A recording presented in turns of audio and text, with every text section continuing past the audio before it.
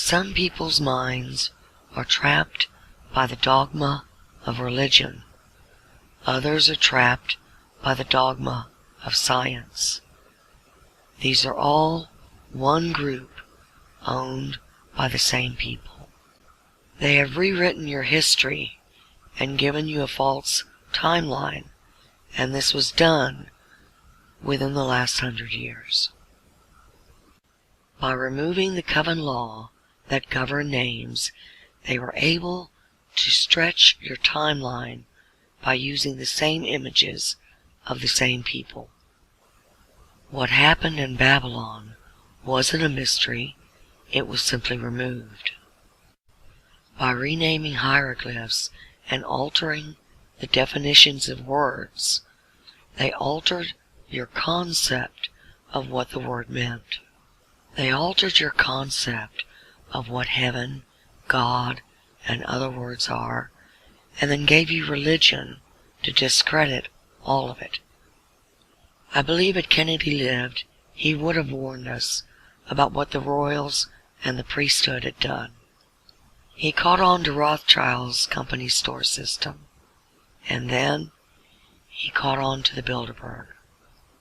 He then demanded from NASA an answer to who the Greys were and why they were here. And that's when they killed him. The Brookings report says very specifically, number one, don't tell anybody. If you tell anybody, it will shatter the fabric of our civilization.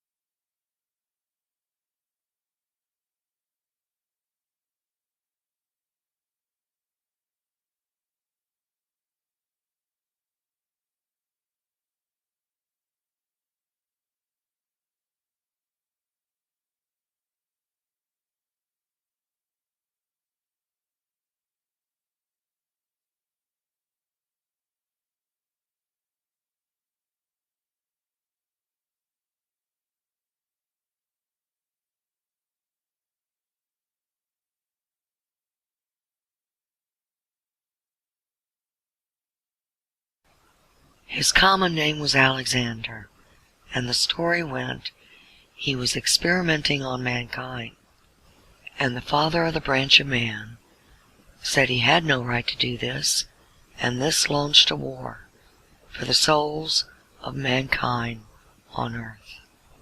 By placing everyone in a hybrid body, it meant that either branch could seal the individual at the end of the cycle, rather than strictly the originating parent branch. It allowed the reptile branch, the specific predator of man, the ability to camouflage and enter our societies. If you gave them your oath, then they were allowed to seal you. The story went on that attacked. They pulled Earth through the eye into their territory called the abyss. They drove the father of the branch of man out through the east gate, and Lilith, who gained control of the system key, locked us in and him out. The keys was used to capture life and bring it back through the gate, while the Ankh was used to put them back under the veil and erase their memory. Elizabeth, who was Lilith, married her brother Ea's son, Alexander, when she was young. When he was killed in the uprising, she married her fraternal twin, George. This earned them the name the incestuous twins. When George was killed, she married her son Charles to keep the coven custom of a diarchy. When all of this became an embarrassment, she used the Ankh and put everyone back under the veil again.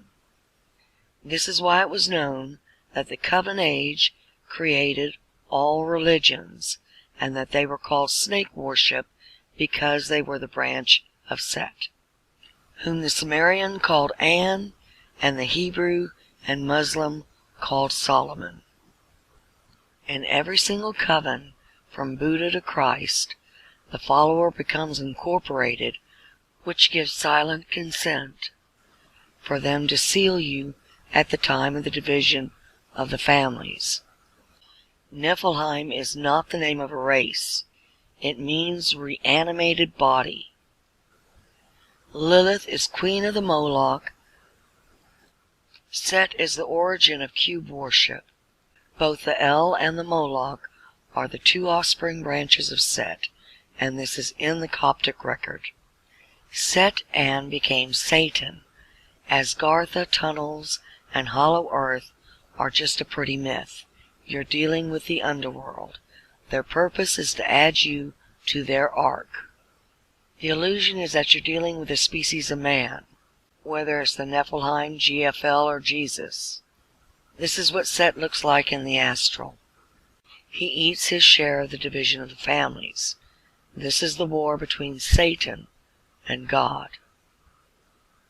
Now that I've introduced you to the myth and the legend, it's time to take a look behind the curtain of the Wizard of Oz. Everyone gets the red pill.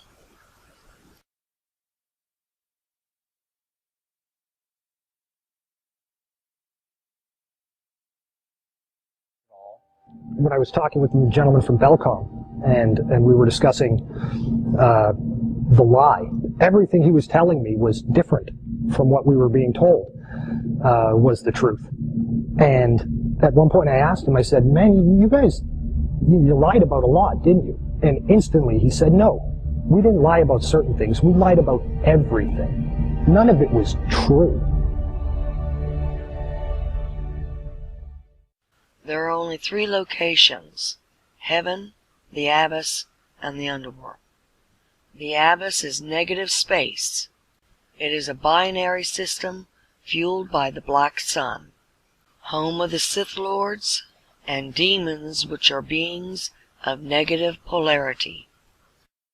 Posee una órbita elíptica y viaja entre nuestro Sol y un Sol negro que se encuentra a 32 billones de kilómetros. The definition of the creation is a construct. The planets are on poles, which are the origin of the 7 candlesticks. They can leave their pole and follow the tracks.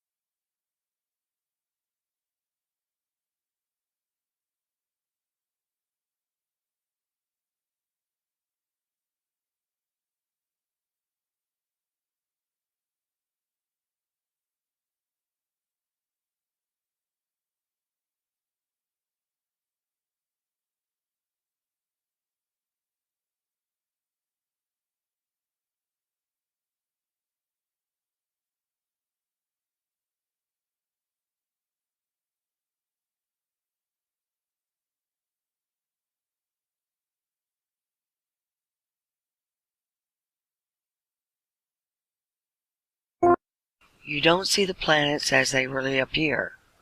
This is called an arc. Each branch has its own arc. This is the exterior of the construct. The degree lines on this image are not drawn in, they are physical. This is called the map. This is an image of Venus as she really appears, taken February 25th. This is an image of Earth, taken March 10th. Each branch has a father. Mankind is special.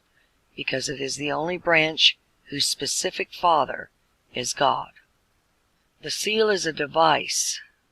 It marks the individual as belonging to that specific family. This allows them to be transported to the ark at the time of the division. The book of life is a record of all life that the father of a branch sent into the creation. It is used to recall the family members when it's time to return to their ark. NASA, which is DoD owned, and all the other space agencies are owned by the Vatican and Elizabeth.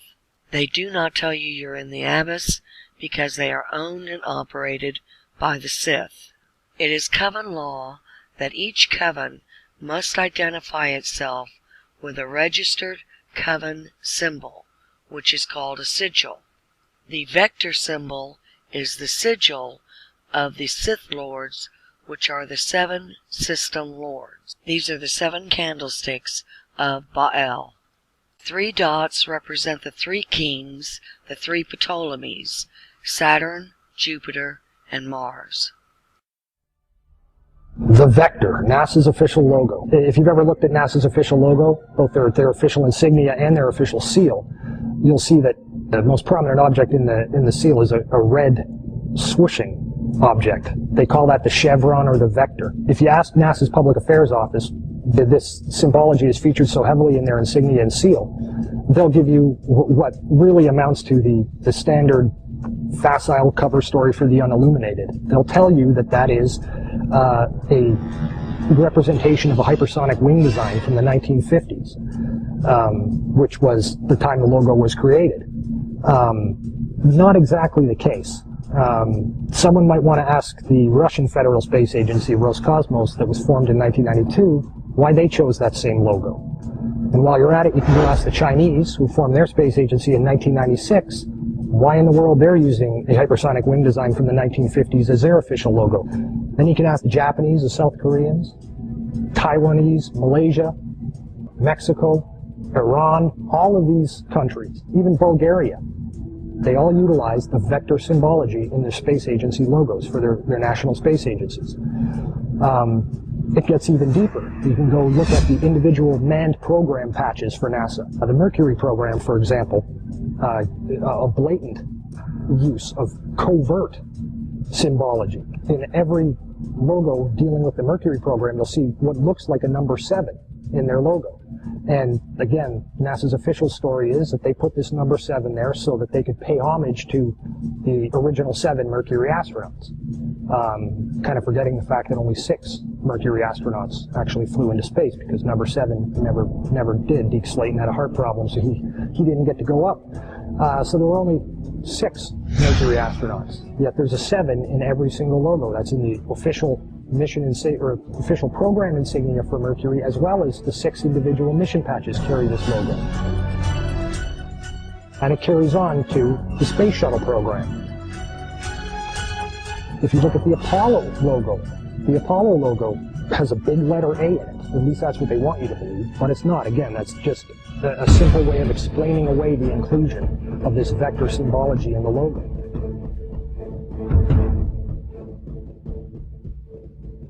If you go to the Space Shuttle program, the original Space Shuttle STS program patch is a triangular patch that, again, hides the use of the chevronic vector symbology. And that also goes for many of the STS-specific mission patches. Every single one of the International Space Station expedition patches carry the vector symbology. The Russian Mir space station used the vector symbology. That was their official logo. And you can even go deeper and look at military-industrial complex companies. Look at the logo on a company like Lockheed Martin, 2 vectors. The X-Prize logo, Ames Research Labs, U.S. Space Command. When you get into the military realm, the United States Space Command, their official logo is the vector symbol. And when you look at the military's individual space-specific programs, all of them deal with vector symbology in their official insignias. And the question really becomes, who or what are these people paying homage to? And the truth, quite frankly, is out of this world.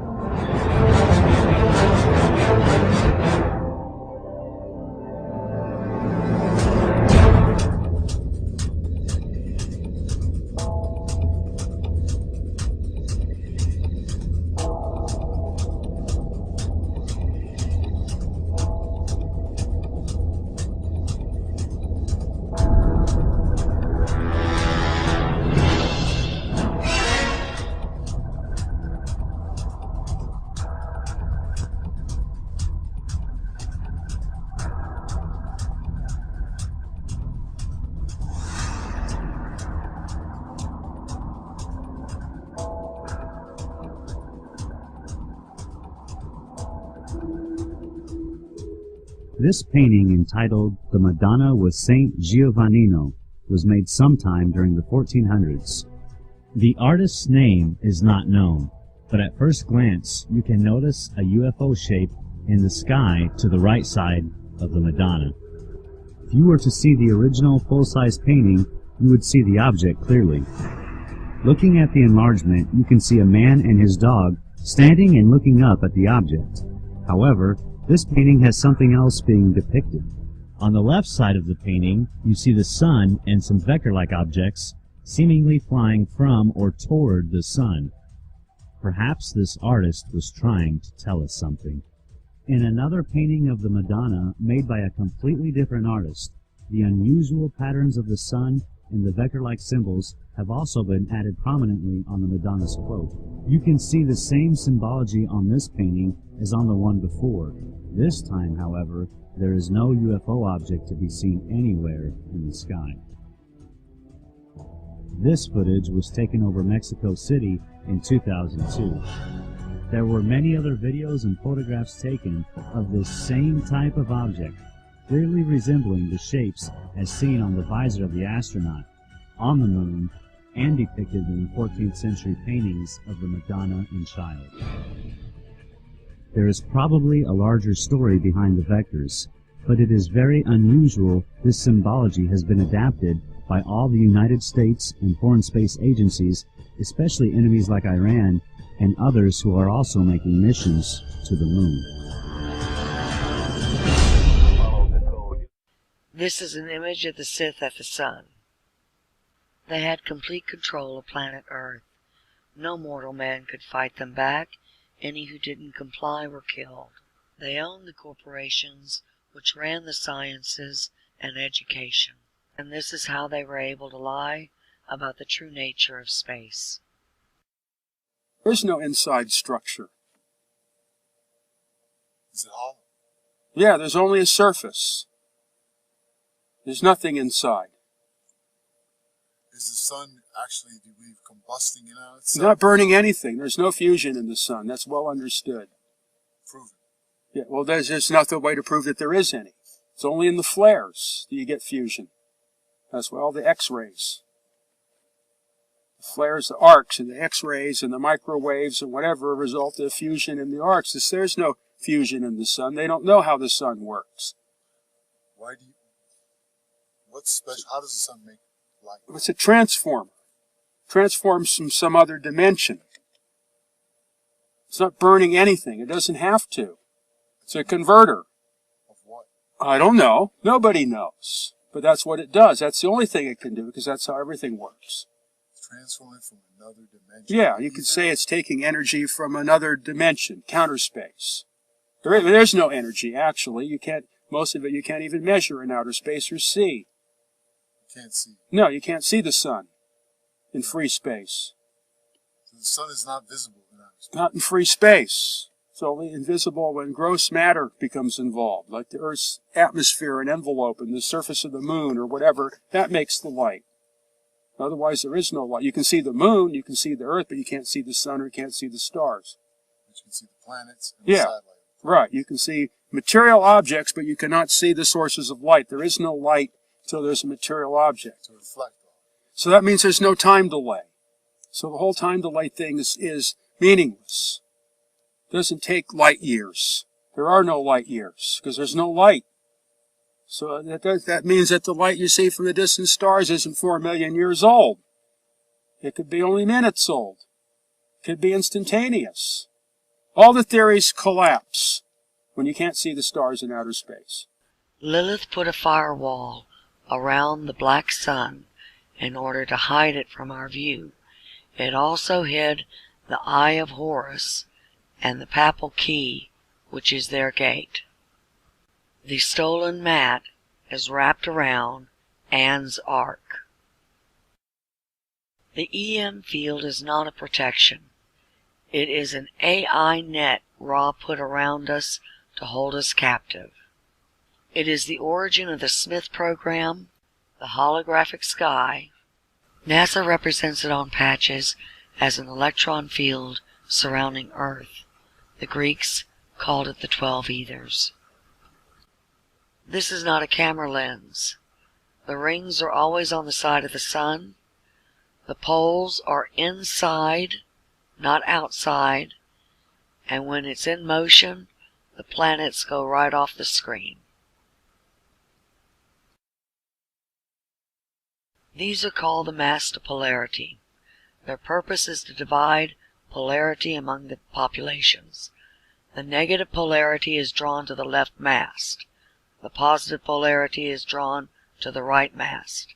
They flash in time with the sun's mast. At the time of the division of the families, the left mast is bound and the right mast moves off. That's why they called it the left-hand path of Set. And why they told you there were only two paths, the right-hand path of God and the left-hand path of Set. Another function of the mast is that extended, they act as a guide rail along the tracks, which allows the planet to leave its pole and fly independently. One of the things that Anne's New World Order did was use HAARP to break off the masts on Earth in an attempt to sabotage our move.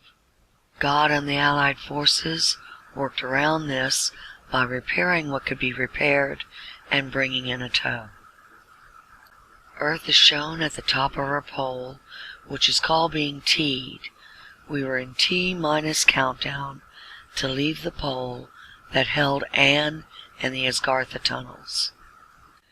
Elizabeth and the Covens and Rothschild have run a company store system on the people with the express purpose of stripping the cash from all the nations. They have been using our labor and our natural resources to build ships, to aid the L, to fight against the allied forces of mankind who are being led by one himself. He's come for his missing children. The other branches have come for theirs who are in human form. Time works differently here on this side of the gate. It's been approximately 100 years. On his side, it's only been closer to 10. He never forgot about us. After defeating Anne, he sent the entire fleet after us. On February 24th, 2007, all the arcs entered. As one large force, they started plowing the path. On the right side of the image is the mob. They are plowing down the poles as they get in the way. The illusion that this is a stationary object because it's always on the far side of the screen is just that. It's an illusion. This is Saturn confronting him. NASA cut 5 days off here.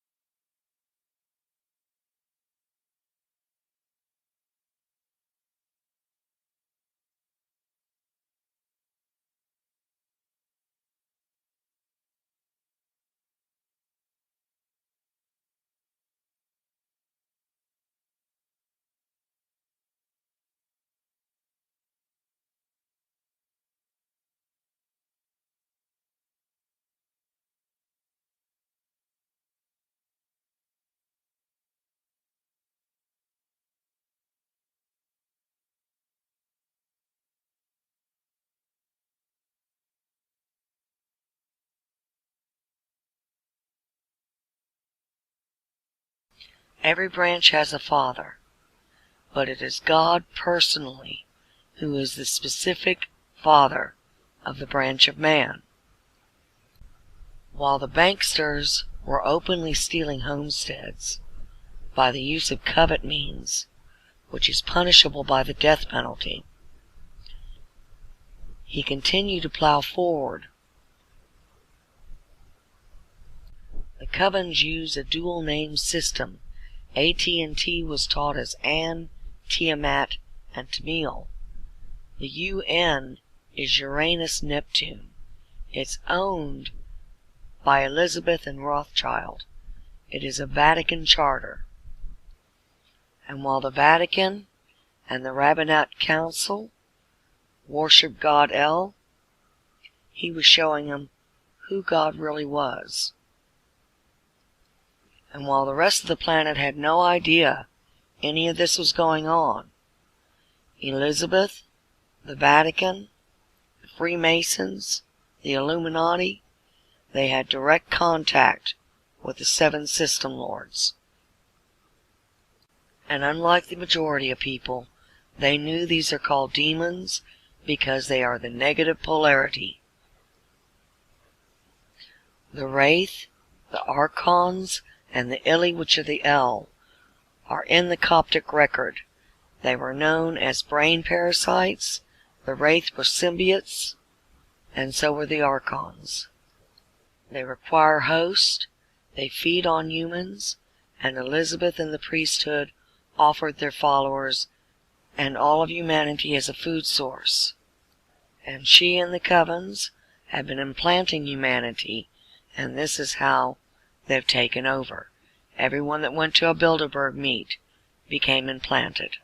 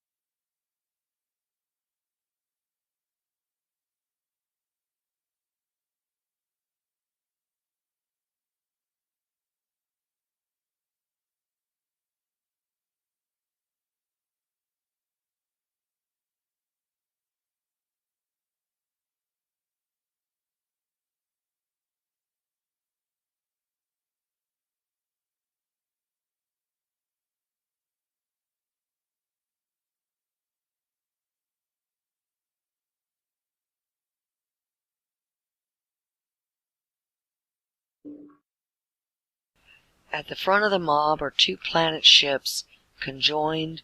They are making a plow. All the other ships are following behind it. They are in the thousands. This is Ison. It is a ship. I know it is a ship because I know its very human owner. I tease him when I say, maybe one day I'll visit the planet of Bob. From around the globe, on every continent and every island, even hidden in China and Russia, among the most ordinary and overlooked within our population, are the individuals who stood up at the call of the One. And while he moves so fast, he just leaves contrails. And DOD NASA, who works for the Sith, continues to pull images and lie to the public. The elite at the top are fully aware of who this is.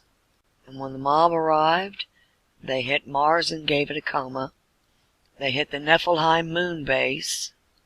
They hit the Ili homeworld Mercury. And then they parked right over Earth. And while the elite fed their underlings some BS story, they personally went into full panic mode.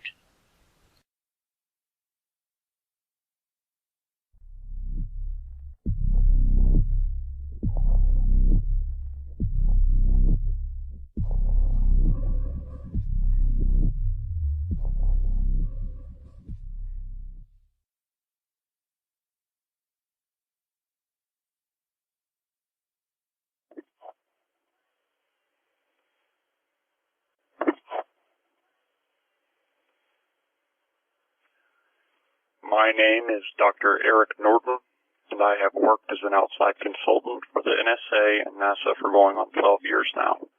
My security clearance at present warrants my need to take the appropriate steps to keep myself protected the best I can. One of those steps is not to give too much information about myself.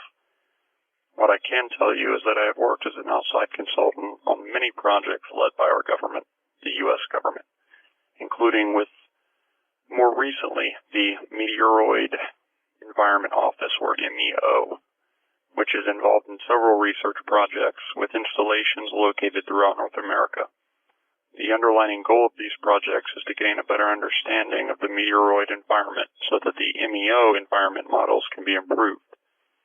We basically monitor the skies, track meteors and other objects in space, and to date have made some very interesting observations, to say the least.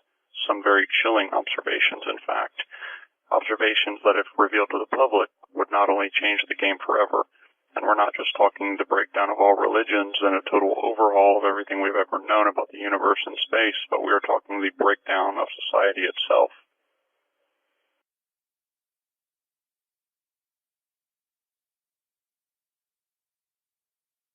We are talking about a subject matter that, even up until today, carries with it a level of disbelief amongst the majority of the worldwide community. On January 22nd, 2012, I was called to the McDonald Observatory in Texas, which happens to be the second largest optical telescope in the continental U.S. I received a phone call from an associate with the observatory and was booked that night on a flight out to Texas, where I was met by an agent reporting to be with Homeland Security. He didn't say anything to me other than that he had been dispatched to see that I had reached the observatory and reviewed the information within that was awaiting me. Now, when I arrived at the McDonald Observatory, I was met by a second man with Homeland Security, and by this time I was really dumbfounded as to what was going on as it pertained to me. I had never dealt with matters of national security, so I was really lost as to what it was that could be so urgent that it warranted this almost security guard-like behavior from these two agents. I was quickly shuffled back into the main observatory chamber, where I met four other gentlemen who were involved with the operations of the observatory. And what they showed me was of such a shock to even my belief system that, once confirmed, I had to sit down and take a moment to get a hold of myself.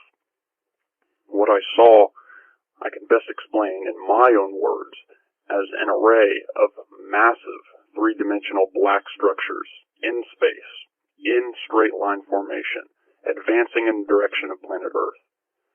I know this because I was shown images taken 3 months prior which depicted the very obvious course of direction by these things, which had moved millions upon millions of miles closer within just months. I'll let you do the math in terms of how fast these things were moving. Now, I was there with the understanding that it was my job to aid in gauging exactly what type of composition these objects were made up of, and whether they were man-made, natural, or unnatural to anything seen before it. Now, using the scientific instruments provided by NASA that are available to us today, we were able to discern the fact that these were not naturally occurring materials, and that they were, to our best but limited understanding, some sort of metallic, carbon-reinforced material, several thousand times the structural hardness of what we have today, whether it be natural occurring diamonds or carbon nanotube-type material. The objects seemed to also be emitting some sort of force field that deflected space particles from touching their surface, almost like the magnetic field around the Earth, which shields it from the sun's rays and solar material.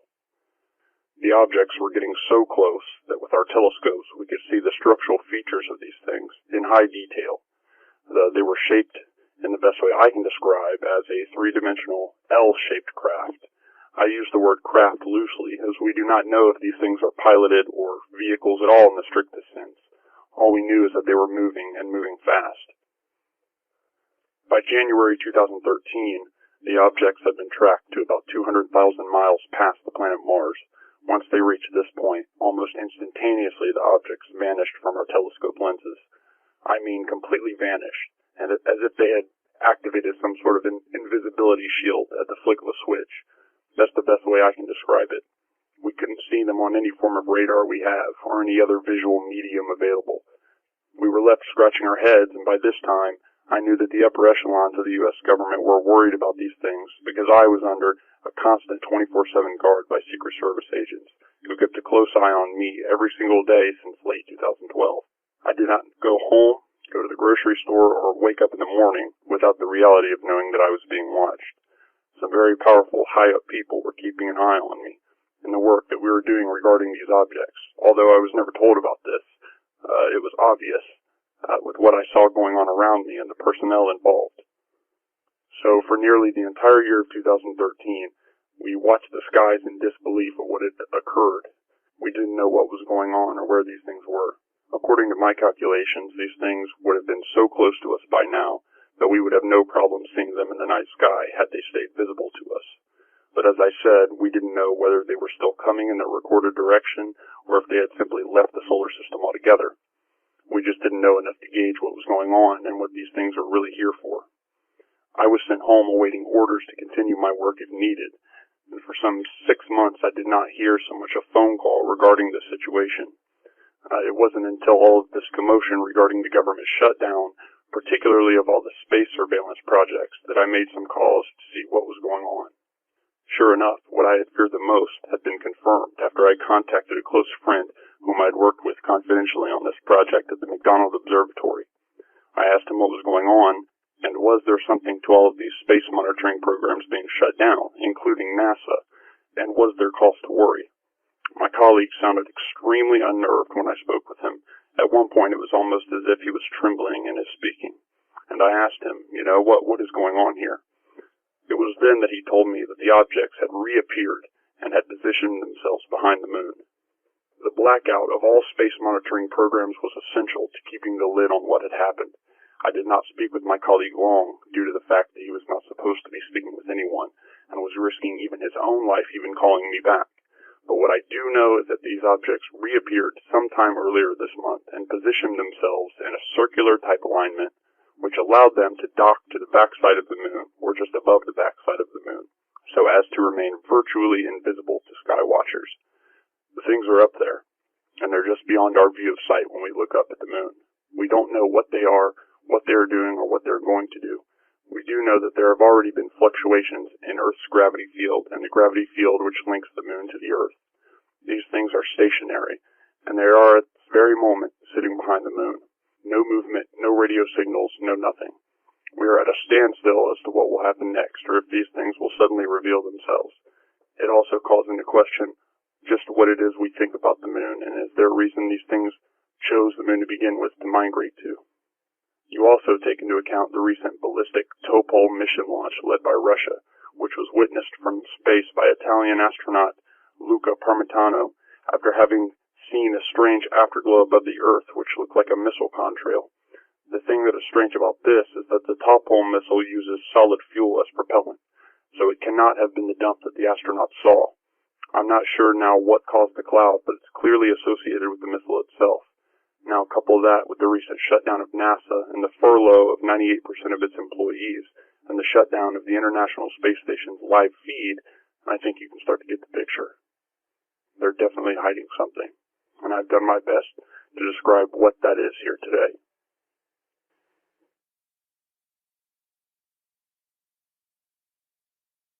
If this is what Venus looks like, decloaked, then it is quite possible that 3 L-shaped objects in straight line formation look like this when they are cloaked.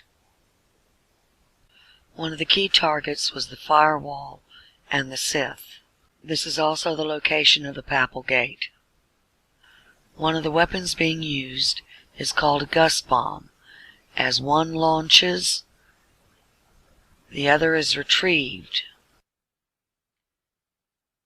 They've been launching these at the firewall the entire time as they plowed their way forward. Serpentarius has been removed from the information.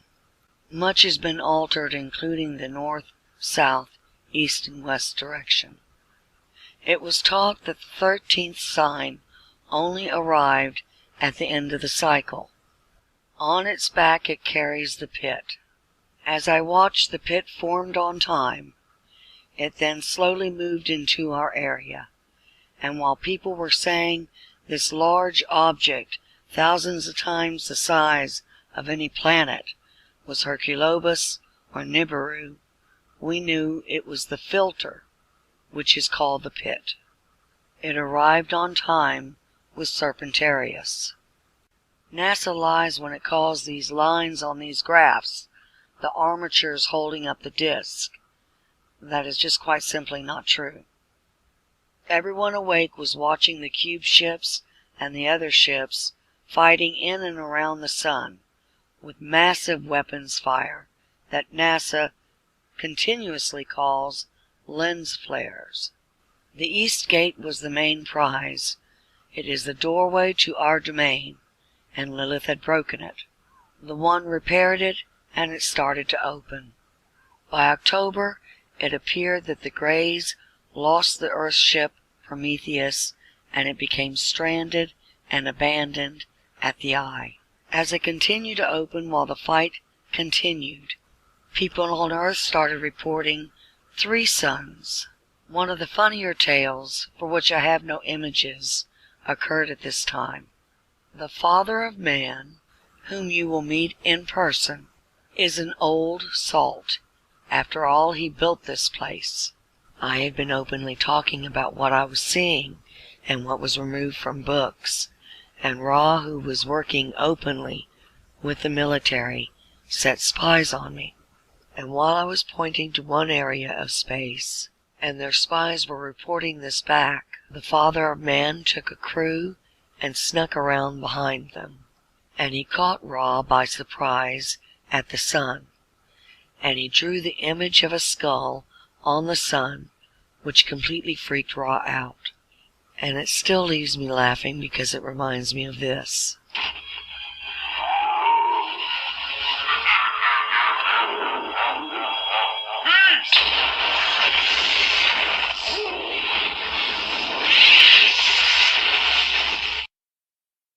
And in a spectacular move in this Wizard of Oz place, God stole the eye right from underneath him and hid it.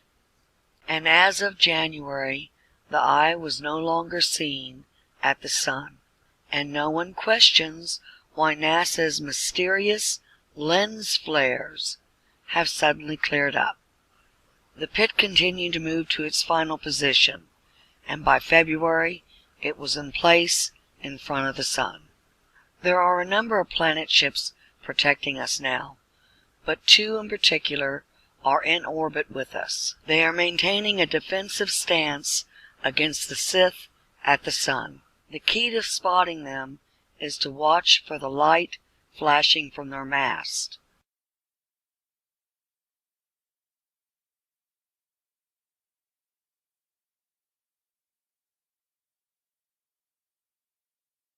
As we watched, the papal key was struck.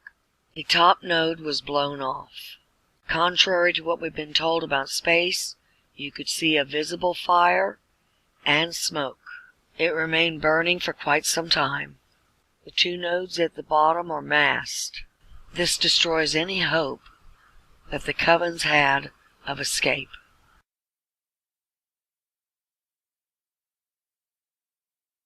As we continued to watch the battle from February until now, the Allies deployed a pincher array at Venus, which captured Mercury. Multiple large explosions could be seen.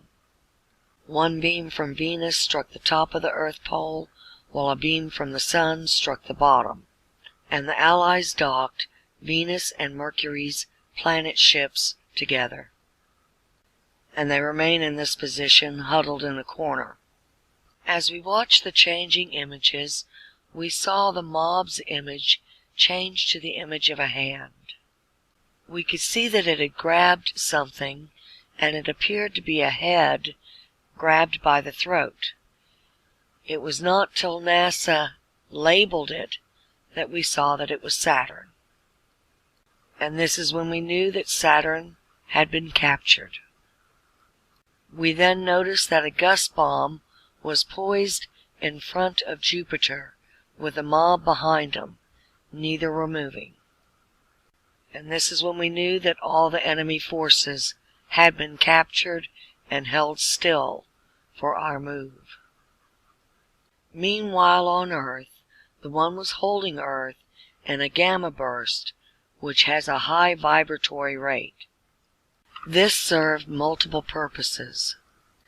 Anything which emits a low frequency or a negative frequency is zeroed out by the higher oscillating wave. The Moloch and the L and the other parasites that have taken human hosts are weakening and dying. HARP, which is being used to target individuals as well as entire populations with ultra-low frequency to increase fear, is also being overwhelmed. Elizabeth Lilith and the Vatican were claiming an esoteric debt on their followers and claiming them for Anne. The one used the subconscious knock to offer his gift among those who were redeemable, but their minds were so locked in fear they unwittingly refused his offer. The gamma burst is to erase their debt and their fear so that they can respond to the subconscious knock. And while the Allied forces kept the enemy busy, the one moved the shop right out from underneath Anne. On March 11th, Earth took flight off her pole, leaving Anne and the Asgartha tunnels behind, and then he dropped a nuke down the inside of the pole. This is what the Earth looks like off her pole. On the 11th, we watched captured Saturn slowly move to exit the mob. Saturn's cube ships had been destroyed, and by the 17th, it appeared as though they were going to dock Saturn and Jupiter. But on Wednesday, March 19th, the Allies destroyed Jupiter.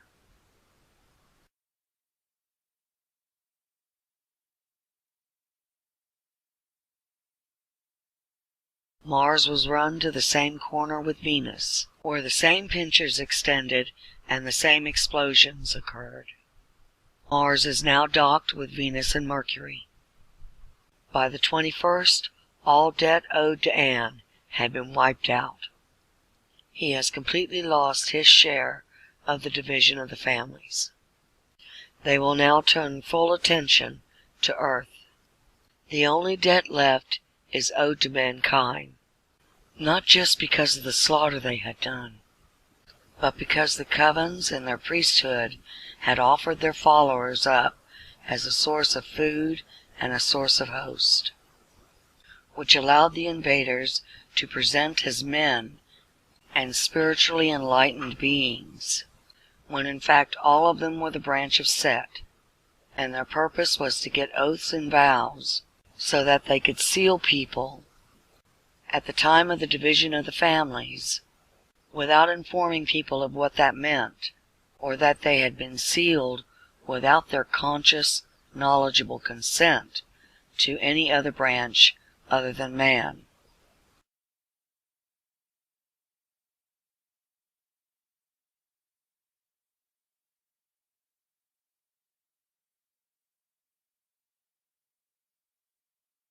It comes down to the simple truth. Not a single image posted by NASA or any other Sith-owned operation or priesthood can be relied on. Instead, we have to rely on the information given by the Allies.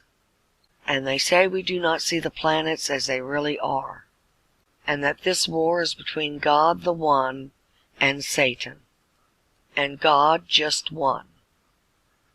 The following information is from the Allies concerning how we make the leap forward.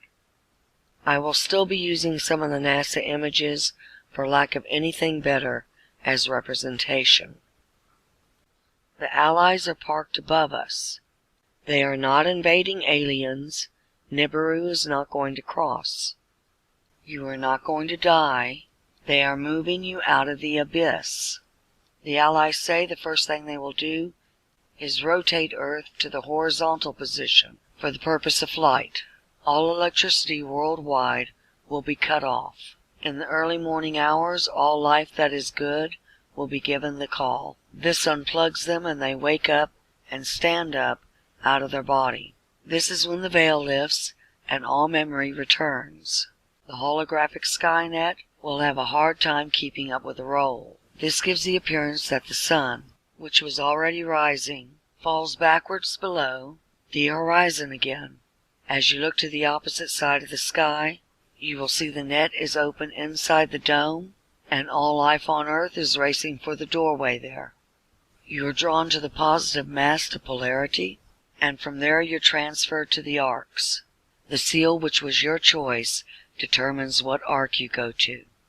This is when the DNA upgrade occurs. It is two streams of code which are merged.